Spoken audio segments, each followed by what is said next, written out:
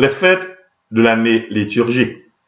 Saint Charles Borromée, évêque et confesseur, 4 novembre. Saint Charles, de la noble famille des Borromée, naquit le 2 octobre 1538 au château d'Arona, sur les bords du lac Majeur en Italie.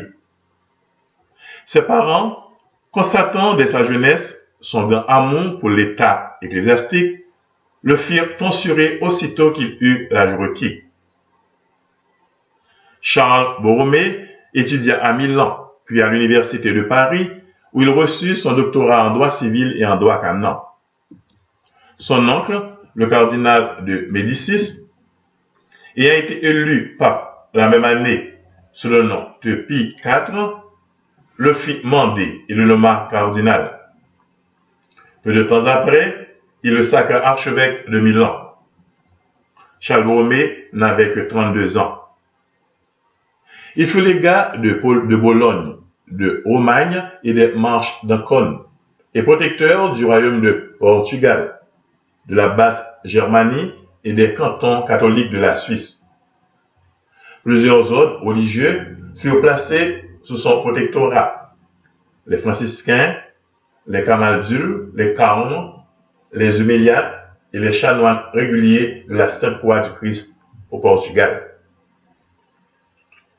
La nomination de Charles Borromée au cardinalat peut paraître étrange, mais il n'y en eut jamais de plus sage dans l'histoire de l'Église. Pendant que le pape le retenait à Rome, Charles Borromée travaillait avec diligence pour les intérêts de l'Église. Il fonda l'Académie des œuvres littéraires du Vatican. Secrétaire d'État du pape, il fut l'instrument de la réunion du Concile de Trente en 1562. Saint Charles Borromée travailla activement à en faire respecter les réformes. C'est lui qui composa le catéchisme romain contenant les enseignements du Concile de Trente. Après son ordination sacerdotale, Charles Borromée accepta la fonction de grand pénitencier, mais il n'avait aucune ambition pour les postes honorables et lucratifs.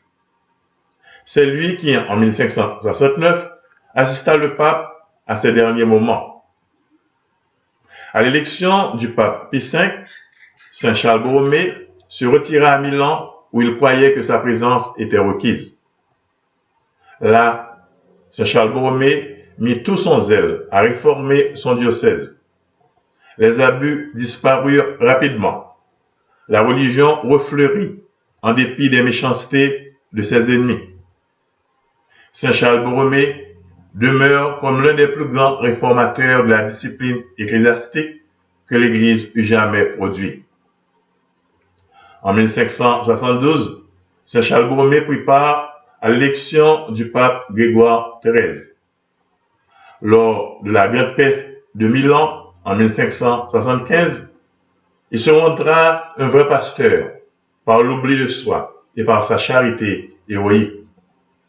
Cette grande lumière au firmament de l'Église s'éteignit en l'année 1584. Prions. Ô Seigneur, nous vous en prions. Gardez votre Église sous la continuelle protection du bienheureux Charles Borromée, votre évêque et confesseur.